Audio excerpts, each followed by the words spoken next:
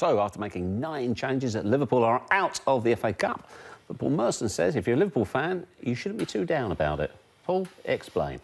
I just think it's another game out of the way. They've got a 2-week break. They'll play a couple of league games now, and then they'll have a nice 2-week break to recharge their batteries again. They were in an unbelievable position to make history. They haven't won the league for 29 years.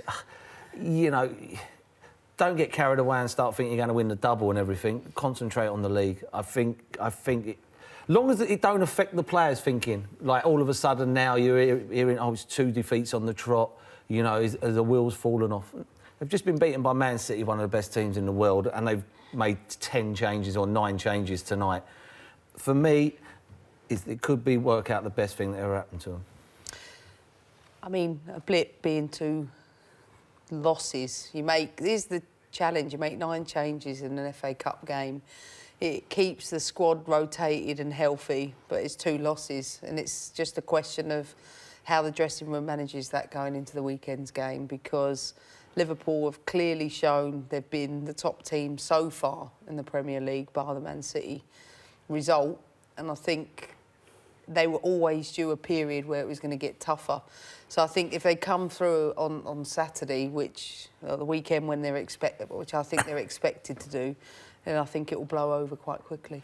Do you think the fact there were so many changes tonight makes it, well, quite literally, a completely different team? Yeah, but I always think you're damned if you do, you're damned if you don't as a manager in this position. You've got a group of players, a squad to get you through the whole season, and you prioritise the league. And if he doesn't prioritise the league and he puts everything into tonight's game with players who are, you know, carrying anything, then he runs the risk of asking too much of his players. His priority is the league, and the whole point of having us a squad is for games like tonight, so that they get the opportunities to fill in where necessary. That wasn't an easy tie tonight. You know, nobody goes to Wolves and gets much of anything, so it's no shame to lose there when Wolves probably invest more into that than Liverpool do. But I agree with Merce. Liverpool have to concentrate on the weekend, and it's about winning the Premier League. Is this a preamble for you tomorrow? Have you got a cup game tomorrow? I've got a cup game tomorrow. I hope my squad's not listening here. Wednesday, that's correct. I definitely hope they're not listening now. They're all like, oh, we're tomorrow. Obviously, we haven't spoken since Liverpool did lose their unbeaten record so far this season. What did you make of the manner of it, and what do you read into the reaction post-match from various camps? I didn't think Liverpool were bold enough. I think when they set up with Henderson and Milner in the midfield, it seemed to me that they were sticking, you know, go for, you know, if we can get a draw out of this, you know, we stay 7 points clear. I think they were there for the taking, Man City. They were in not a great run. They lost 3 games out of 4, I think it was, at the time. And I just thought it was one of them where you have a go, you win the game, you'll probably win the Premier League that night. And they didn't, and they sort of stuck, and then they end up losing the game late on, and now all of a sudden it's game on again. I think this game against Brighton is one of the biggest games of the season. I couldn't tell you how big this game is, because they need to win this game. Because if they go and draw this game, and Man City go and win their game, and then it's 2 points, it was 10 a week ago. All of a sudden they just lost 2 games.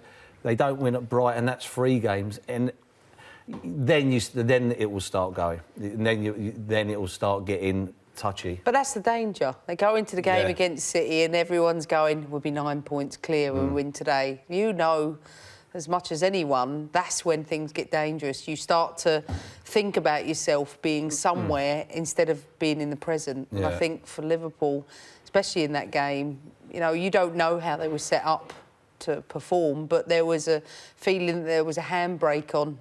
They weren't full tilt against the team who looked vulnerable. Even when Liverpool had good situations, Man City looked vulnerable. But I think the reason the weekend's game is crucial is you have to get rid of the doubt in your minds as players. You know, that they want to go into a game where they know we've lost the last 2.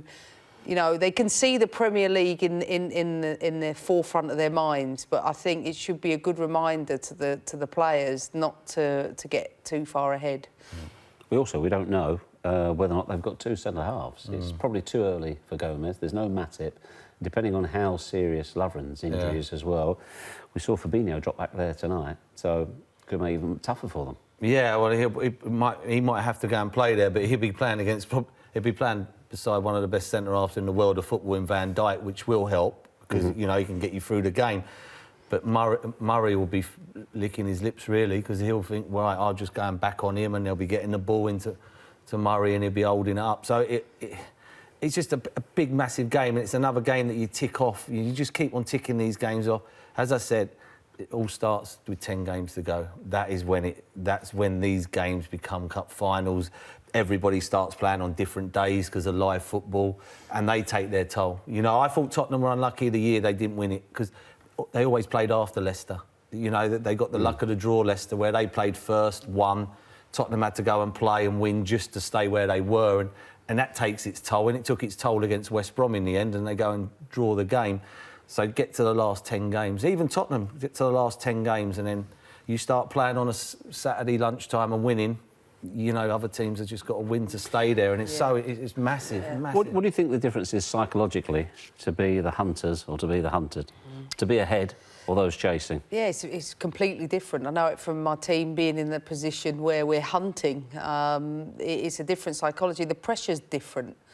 When you're at the top, as much as it's great to be there and you'd prefer to be there, there's a weight to being there. Because if the game doesn't go the way it wants to, you go a goal behind, you start to get tense and anxious, as opposed to being in the chased position where you know, well, you've got no other outcome, you have to win. There's not an and or if or but there is a feeling that the camera's not shining on you. So I think for Tottenham in this position, and maybe even Man City just a little bit, they're coming from positions where everybody's kind of handed the title to Liverpool in their minds 3 games ago.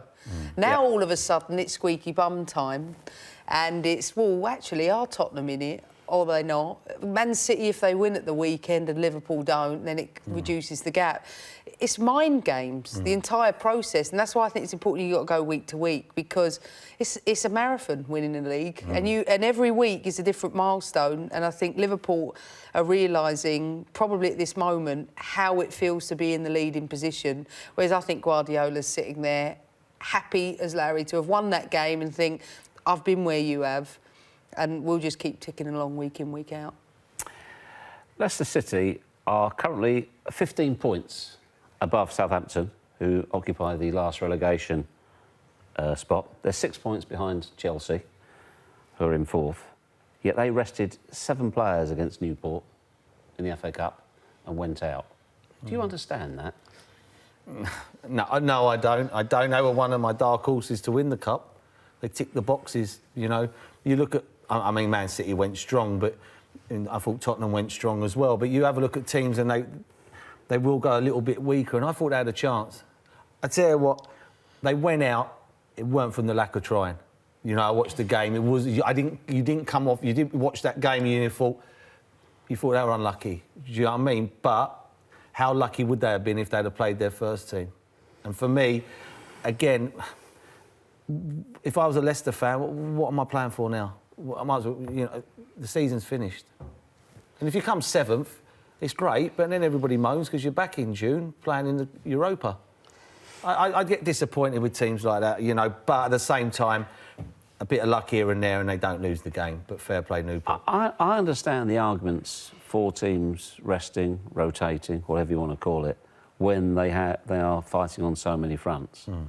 But with Leicester, as we said, this is potentially a genuine chance of silverware. Do you think, in isolation, they are the club you'd be most critical of for rotating players? Not well, actually, the truth is, yeah, because they lost. Because they gambled. Like I say, they didn't give it their best shot. It's a high risk, high reward situation if you rotate and it comes off. When it doesn't, it's poor management, poor decision making, and you're in a position now where Leicester are thinking, well, what have we got to play for the rest of the season? I think when you've got a squad of 25 players in the Premier League and you've got a very settled side week in, week out, there is an understanding perhaps that cup competition gives opportunities to others. That being said, once you make changes, a settled side knows how to do things much better to players that are not playing on a regular basis because they're just not played in game situations, maybe training. So you run the risk of not knowing what the outcome will be. And I think in Leicester's case now, you know, nobody wants to lose to a lower league team. I think Gary Lineker will feel the pressure of that. I saw the fans at the end of the game singing to him. But I think Leicester, you know, it will be a regret for them, and I think it's one they can't recover from. The other things as well, Claude Puel, I mean, he got to a cup final with Southampton, he still got the sack at the end of the season. So he might well say, well, I'm not entirely sure I see the value in this. He got the sack because of the style of football he was playing. It wasn't because they got to the cup final and lost. He was sacked over a 38-game period of, you know, that's why he was sacked. And they... But it didn't save him, did it? No, it didn't save him, but... He couldn't turn around and say, hey, look, I got us to a cup final. You know what? I'd rather get to a cup final and get the sack and not get to a cup final and get the sack. Because that's one thing you are assured of when you're a manager. You're going to get the sack sooner or later. That's one thing that's... Sorry, Em, but... It's fine, it's fine. That's one thing you're going to do. So have a go. You know, for everything that's happened at Leicester recently, unless the team they were playing in the final, everybody would want Leicester to win the FA Cup. And you know what, the hard thing is, I sit here as a manager talking about a decision about why we might make the decisions. But what about the fans? The fans want your team to do well in any cup competition. It doesn't matter whether you're Man City or you're Leicester City. There's nothing more disappointing as a fan, your team going out in the third round. Say tonight, the Liverpool fans, they'll be less disappointed. They'll be more understanding than Leicester City fans. Surely. 100%. Yes, they've got bigger fish to fry, though. They've got Champions League, they've got the Premier League, and I think any seasoned player will tell you at that level you can't compete on four fronts. I'm not saying you don't set out to do well in every competition and you want to stay in them, but Liverpool going out tonight means that there was probably 3 or 4 players, may have been playing or not, that are going to be carrying knocks. You're playing games every 4 days. For Liverpool now, they get the chance to recover the players they need for the biggest fight in 29 years. And that's winning the Premier League, and everything can go into that. That can become the focus. Sometimes when you have multiple focuses, some would argue, well, it helps, you've got different situations. When you've got a single focus, everybody's combined in that effort to get towards that. I mean, it's there for Liverpool to win more than at any other point. So going out is probably not as bad as it feels for Leicester, but I'm going to speak as a fan of football. Liverpool fans will still be gutted they're out of the Cup tonight. Everybody wants to go to Wembley. They won't be cock a hoop, but I'm just saying, I think they'll be more understanding than Fox's fans. Correct.